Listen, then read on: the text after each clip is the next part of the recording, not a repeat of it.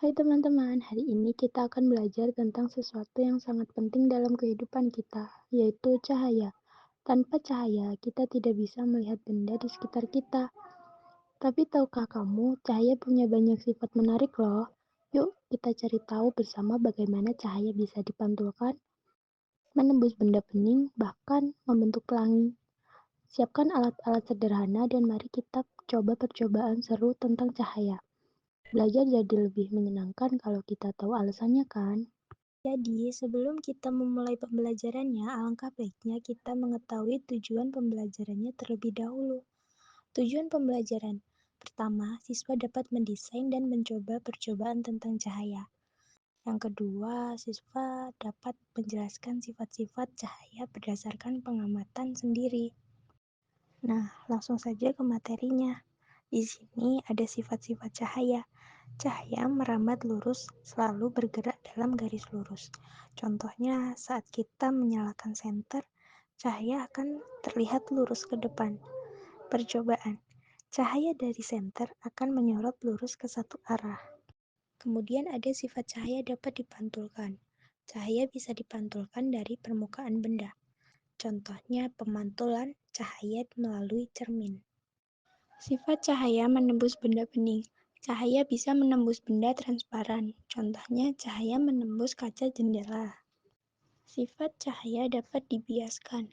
Selain bisa menembus benda bening, ternyata cahaya juga dapat dibiaskan atau dibelokkan. Ketika menembus media yang berbeda, misal dari udara menembus ke air, cahaya bisa dibiaskan atau dibelokkan. Contohnya pensil dalam air terlihat patah.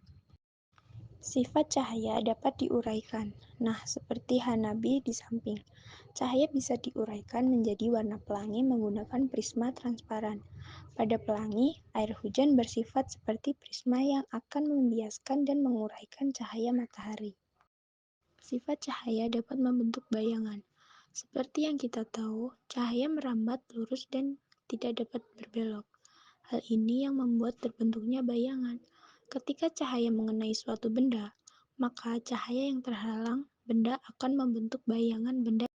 Jadi, ada beberapa contoh percobaan sederhana yang dapat dilakukan di kelas. Yang pertama, memantulkan cahaya. Gunakan cermin untuk memantulkan cahaya senter.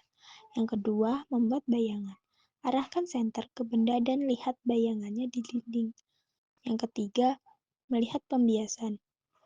Masukkan pensil ke dalam gelas berisi air.